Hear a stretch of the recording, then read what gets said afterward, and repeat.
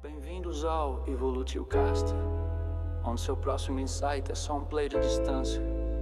Aqui falamos de ideias que inspiram, histórias que transformam. Prepare-se para evoluir um pouco mais, porque sua mente é o universo em expansão. Você está no EvoluTioCast e a jornada começa agora.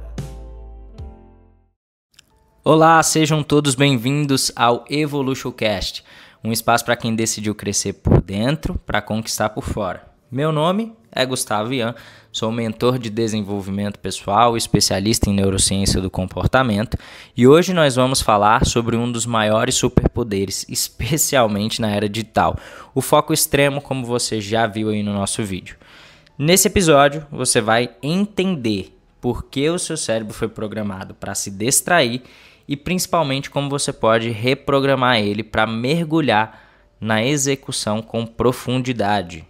Antes da gente entrar na nossa historinha, eu preciso te lembrar de me seguir nas redes sociais, @GustavoIANN.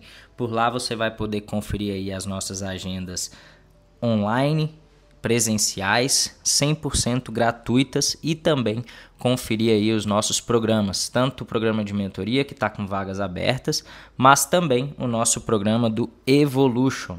O Evolution, que é uma imersão que a gente desenhou aí com diversos profissionais da área da saúde, seja nutrição, psicólogo e também fisioterapeuta. Então foi um programa que a gente desenvolveu completo, justamente para que você tivesse o melhor de todos os mundos, visto que nós somos seres sistêmicos, ou seja, nós não temos uma única face, nós somos multifacetados e em cada uma dessas faces nós precisamos trabalhar de forma adequada e de forma inteligente e estratégica. Então, para a nossa história de hoje, eu preciso que você preste um pouco de atenção, porque eu vou conectar ela com outros temas e é através dela que nós vamos desenvolver todo esse episódio. O monge e o guerreiro. Essa é uma história de dois mundos que precisavam se tornar um só. Havia um jovem chamado Gael que estava dividido entre dois mundos. Uma parte de si era considerada um lutador e a outra parte era considerada a parte da contemplação. Durante o dia, Gael treinava como um guerreiro, espada afiada, cheia de intensidade no punho, força, disciplina. E à noite, Gael, por sua vez, caminhava até o topo da colina, onde meditava com monges, buscando sempre o equilíbrio interno. Gael tinha um problema: sua mente sempre divagava. O problema é que sua mente era folha no vento. Quando estava batalhando, ele pensava nas dúvidas internas. Quando estava meditando, lembrava dos desafios do combate. Era presente em tudo, mas inteiro em absolutamente nada. Certo dia, um monge chamou Gael e disse: "Jovem, você tem o fogo de um guerreiro, mas sua chama é muito dispersa. Você não precisa de mais força, precisa de mais foco." Então o monge, conversando com Gael, ele explicou várias situações que passavam em sua cabeça e durante 7 dias eles fizeram um acordo. Os dois fizeram um acordo de que Gael faria apenas uma única coisa por vez, com presença total. Ao comer, ele só ia contemplar aquilo que estava entrando em seu corpo. Ao treinar, ele só ia contemplar um momento de esforço físico. Ao descansar, ia só contemplar a paz do descanso. Nada de múltiplas tarefas, sem distrações ou pensamentos paralelos. No início, Gael surtava. Você não estava acostumado. Seu corpo queria lutar, sua mente sempre querendo fugir para outro momento, ou para o futuro ou para o passado. Mas pouco a pouco ele conseguiu treinar sua mente. Aumentou a clareza mental e sua força foi canalizada. E então, dentro de uma competição, depois de todos esses exercícios, antes de ir para o campo de batalha, Gael teve um desafio. Chegou à final da sua competição no campo de batalha. Gael não era definitivamente o mais forte, mas era o que estava mais inteiro. Não era o mais técnico, mas era o mais intencional dos rapazes que estavam ali. Cada golpe de Gael contava com intencionalidade. Cada passo que ele dava era estratégico, sempre com direção. E foi assim que Gael venceu o inimigo. Ganhou o campeonato e, principalmente, percebeu que a distração invisível era a tua maior fragilidade. Por que eu te contei essa história? Porque essa história vai conectar agora o nosso episódio. E antes disso, eu preciso te lembrar que foco não é rigidez. Foco é presença. E presença, por sua vez, é poder. Intencionalidade é a palavra. E a ideia do nosso podcast é, como sempre, ser provocativo e principalmente prático. Por isso, eu vou começar agora a te trazer alguns dados aqui que eu quero que você preste atenção com bastante cuidado para a gente não fazer nenhuma interpretação errônea, beleza? Então vamos lá. Pessoal, nós temos uma evolução do foco e da atenção que é construída. E dentro dessa construção, eu quero trazer para vocês aqui dados importantes de pesquisas no campo científico para a gente poder trabalhar aqui, beleza? Então, vou te trazer alguns dados aqui sobre foco e atenção, beleza? Tecnologia. Primeiro, vamos iniciar na área da tecnologia. Clifford Nass, em 2009, assim como Tang et al., em 2007, validaram. Primeiro em 2007, vamos começar aos poucos, né? Em 2007, Tang validou que a meditação poderia melhorar a atenção sustentada. Já eu falo o que é a atenção sustentada. Enquanto Clifford, em 2009, mostrou que multitarefa digital prejudicava o foco. A economia de atenção analisa justamente a competição por atenção em via algoritmos. Ou seja, nós começamos a ter uma crise de atenção. E Gloria Mark, em 2023, reportou queda no tempo de foco de 2,5 minutos em 2004 para 47 segundos em 2020. Os dados ficam ainda mais preocupantes. Em 2015, a Microsoft relatou que a capacidade de atenção humana caiu de 12 segundos para 8. Caiu de 12 segundos em 2000 para 8 em 2015. Ou seja, menor do que a de um peixe dourado, que é 9 segundos.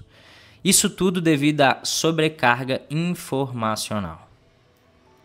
Ainda voltando para a Gloria Mark, em 2023, fez um estudo com rastreamento de tela e mostrou que trabalhos alternam tarefas a cada 47 segundos. Trabalhadores alternam tarefas a cada 47 segundos, com interrupções digitais como e-mail, notificações, o que aumenta a fragmentação atencional. Tempo de recuperação? O tempo de recuperação aumentou. Afinal de contas, o foco após interrupções demora aproximadamente 23 minutos. Olha só como esses dados são importantes. O tempo de recuperação do foco após interrupções demora aproximadamente 23 minutos. Quando a gente fala de multitarefa e produtividade, o multitarefa ele reduz a eficiência em até 40% devido a custos cognitivos de alternância de tarefa. E tem uma pesquisa de Stanford em 2009 que mostra que multitarefas frequentes têm pior pior desempenho em filtragem de distrações e memórias de trabalho.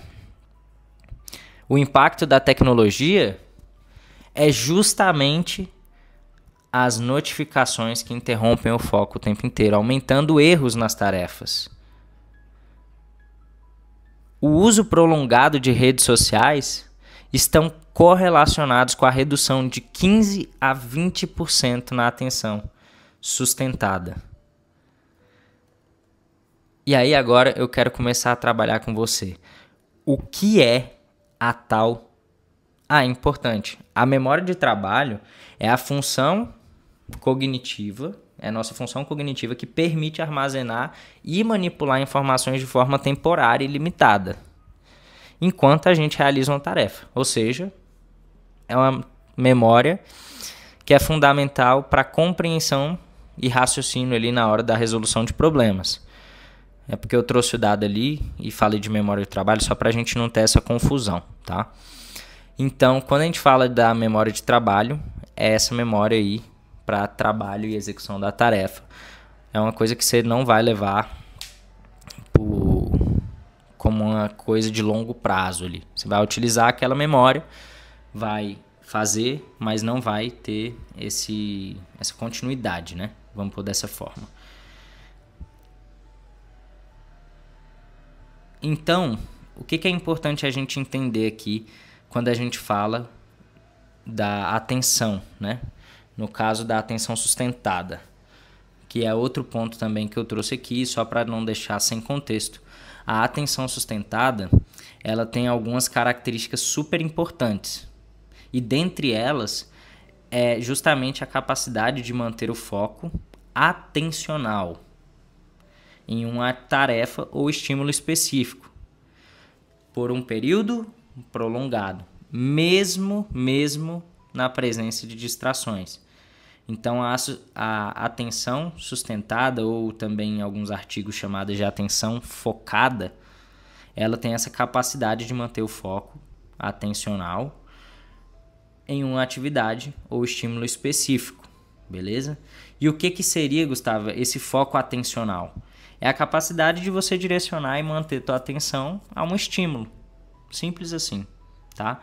Então, é basicamente a capacidade que você tem de evitar aí distrações mantendo sua concentração. Show? Pra gente seguir, eu preciso também te trazer aqui algumas intervenções importantes que a gente pode fazer para melhorar o nosso foco. A gente tem dicas aqui que você vai conseguir ver em alguns outros lugares, mas que talvez você não tenha os dados. Então você tem aí o Mindfulness, que é muito importante. Eu falo bastante do Mindfulness. Pratico Mindfulness, normalmente 10 minutos pela manhã. Que o Mindfulness, ele mostrou já que, inclusive em uma pesquisa, né, em artigo de 2011, ele mostrou que 8 semanas de treinamento em Mindfulness aumentam a atenção sustentada em até 25%. E melhor, reduzem a reatividade e as distrações. E quando a gente fala do neurofeedback, a gente tem também dados de 2014 falando inclusive do TDAH, que 30 sessões de neurofeedback melhoram o controle atencional em até 70% dos participantes da pesquisa. Você tem também, quando a gente fala de atenção em contextos virtuais, reuniões virtuais aumentando a carga cognitiva em até 30%. Ou seja, você tem um esforço visual e a falta de pistas mesmo não verbais que reduzem o foco. Está cada vez mais difícil você manter o foco, manter a atenção. Especialmente, talvez, em ambientes híbridos, né? Onde os trabalhos, eles estão... Inclusive, você vê aí algumas corporações trazendo essa pausa. Alguns ambientes híbridos de trabalho eles já exigem pausas ativas. Isso porque tem ali estudos que mostram que você tem uma melhora de 10 a 15% na produtividade. E tem gestor ainda que não gosta de ver que seus colaboradores pausem, né? Vão ali beber uma água, dar uma relaxada, esticar o corpo. Tem grandes corporações hoje em dia já estão trabalhando, inclusive, ginástica, né? Durante o período laboral aí. O que, assim, pessoal, é um pouco controverso. Eu tenho uma visão muito específica sobre isso. Mas acredito que se a empresa, se a organização, ela tem condições de trabalhar alguns programas específicos relacionados à saúde mental, que são simples, como essas pausas estratégicas, fazem muito sentido. O negócio é que não dá pra gente colocar todos em um único padrão, né? Porque cada empresa tem a sua realidade. Então, antes de a gente iniciar aí na parte mais prática em si, eu quero só te trazer alguns detalhes importantes e responder a nossa pergunta do podcast. Por que o nosso cérebro se distrai tanto? Primeiro, o nosso cérebro ele não é multitarefa. Os estudos já mostram que a alternância rápida entre tarefas causa cansaço e reduz a performance. O nosso cérebro ele foi programado para buscar novidades. E a busca de novidades, ela nada mais é do que o circuito dopaminérgico trabalhando. Esse mesmo circuito dopaminérgico que está relacionado ao prazer imediato. O grande problema disso é que muitas vezes nós estamos parados. Por quê? Porque a gente fica mudando o tempo todo, a gente não trabalha o monofoco, que é o foco em uma única coisa, e por isso a gente não faz muitas coisas bem feito. Portanto, se alguém inclusive esses dias me perguntaram até qual era a minha dica, porque tinha uma pessoa que estava procrastinando demais. Eu falei, cara, passa uma tarefa por vez para ela. Quem foi gestor sabe, tem colaborador que só funciona se você trabalhar uma única tarefa por vez. Tem gente que não tem maturidade profissional para você passar todas as atividades de uma única vez e ela gerenciar o tempo dela. Lógico que é uma deficiência mercadológica, é uma deficiência ali da pessoa, no sentido de é uma área que ela precisa desenvolver, mas que você como gestor precisa identificar os pontos fortes e fracos da tua equipe. Então, foi uma situação específica que aconteceu e eu sugeri para a pessoa que ela passasse uma atividade por vez.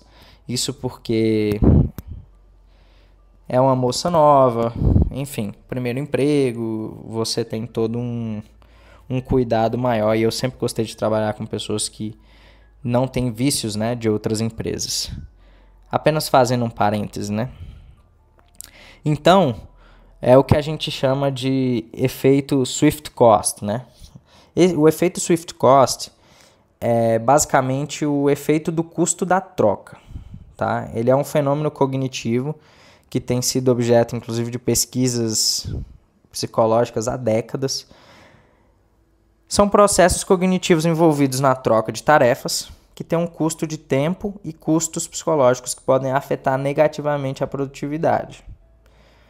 E o efeito Swift Cost é justamente isso. Quando a gente fala de detalhes relacionados ao tempo, a troca de tarefas ela não é instantânea. O cérebro ele precisa de tempo para se ajustar ao novo contexto. E é justamente isso que gera não somente atraso, mas perda de tempo. E quando a gente fala do custo psicológico, nós estamos falando de uma mudança de foco que pode levar a sentimentos de frustração, porque você não terminou uma tarefa anterior. Isso gera estresse porque você não terminou ela, então você vai ter que voltar nela em algum momento. E dificulta a concentração. O impacto disso na produtividade é que você vai somando esses custos e aí, meu amigo, quando você vê no final você não fez nada e ainda está frustrado. Quantos de nós aqui não temos diversas tarefas durante o dia e aí você não termina uma, começa outra, e aí no final do dia você viu que você não fez quase nada, e ao não fazer quase nada você se sente frustrado, estressado, e você começa o outro dia de novo. A importância disso, você entender o efeito do Swift Cost. Eu ainda estou aprendendo inglês, hein? Vocês vão me perdoando aí a pronúncia. Mas é justamente isso. Você tem que trazer soluções para mitigar esse efeito. E ele é reconhecido e recomendado para você... Desculpa, as soluções recomendadas para isso, quando me perguntam sobre isso, é justamente essa. Priorização de tarefas, você tem que ter muito claro aquilo que é importante. Quando a gente fala de gestão de tempo, a gente trabalha isso, tá? Na matriz de Eisenhower, você tem tarefas que você precisa evitar, que você precisa delegar e que fazem a diferença aí para o seu custo mental, para a sua energia. Lembrando que quando a gente fala de gestão do tempo, cada um acaba tendo ali uma gestão de tempo baseada nas suas atividades. Não dá para você pegar uma pessoa que gerencia muito bem o seu tempo e basear-se na rotina dela. Hoje a gente tem visto aí na internet a tal da rotina perfeita. Só que cada um tem a sua rotina perfeita. Isso é uma das coisas que eu trabalho, inclusive, na minha mentoria. Quando a gente vai montar ali uma rotina perfeita, uma rotina, né? A rotina perfeita do meu mentorado. Porque a rotina perfeita para alguns começa às 5 horas da manhã, mas para outros a rotina perfeita começa às 10 horas da manhã. Como é que eu vou padronizar uma rotina perfeita para um médico, por exemplo?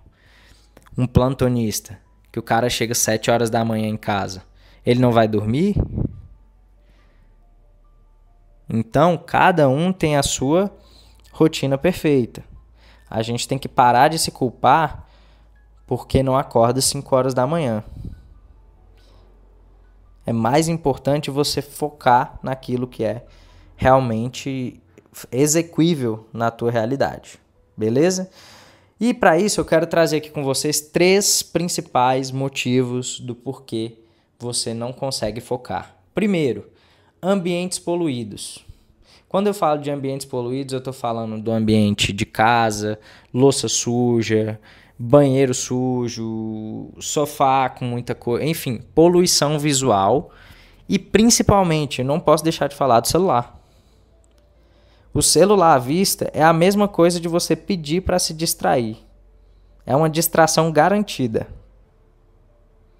Então, você precisa focar, deixa o celular de lado. Despolua o ambiente. Quanto menos informação tiver no ambiente, melhor para você. Segundo, tarefas mal definidas, mal desenvolvidas. Quando você não tem clareza daquilo que é importante, absolutamente nada é. Então é a mesma coisa daquele bombeiro que sempre está apagando fogo. Aqueles pequenos incêndios.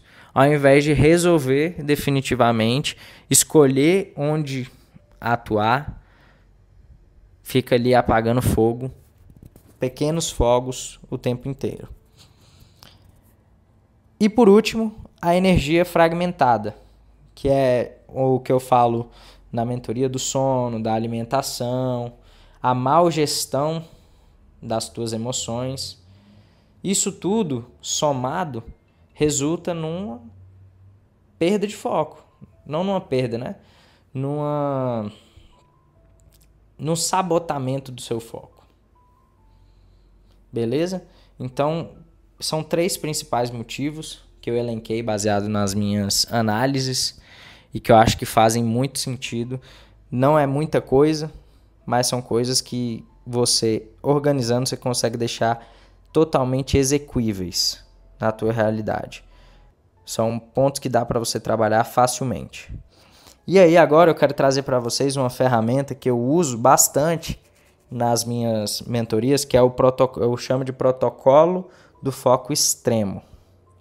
Ele consiste em 5 passos para a gente treinar a nossa mente na atenção plena e principalmente na execução. Então anota aí. Primeiro passo é eliminar o óbvio. Afastar o celular, fechar as portas, fechar abas na internet. Não deixar várias abas no navegador, justamente para você conseguir focar na atividade. Tenho certeza que já aconteceu com você. Você tem que ver uma coisa na internet, quando você vê, você está em outra aba, não tem absolutamente nada a ver. Ou então você entrou no Instagram, começou a rolar, quando você viu, você já não fez o que você tinha que fazer. Você foi para pesquisar um negócio específico no Instagram, acabou rolando. Quando você viu, você passou meia hora e não fez o que você tinha que fazer. Isso é ambiente. Então você precisa começar a criar um ambiente que respire foco.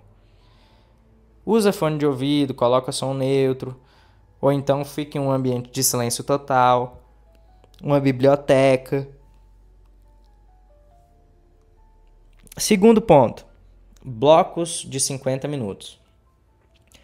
Escolha uma tarefa e execute ela até o final, em tamanhos de blocos de 50 minutos. Se é uma tarefa que vai durar mais tempo, faça vários blocos de 50 minutos até você fazer essa tarefa. Por que isso? Porque assim você consegue direcionar o seu foco, o que fica muito mais fácil.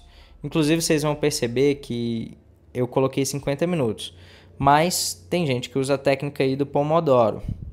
Essa é uma técnica de Pomodoro adaptada. Beleza? Quando a gente fala, antes da gente iniciar esses blocos, é importante que você também faça um ritual, que é o que eu chamo de ritual de início, que é você comunicar para o seu cérebro aquilo que você vai fazer, para que você faça de forma mais excelente possível. Então, vou dar um exemplo. Agora eu estou gravando podcast. Respirei fundo 4 vezes e antes de iniciar o podcast, eu falei, agora eu vou gravar o melhor podcast da minha vida. O podcast que vai mudar o meu jogo. Eu comuniquei para o meu cérebro. Então, minha comunicação eu estou em uma posição corporal que favoreça isso.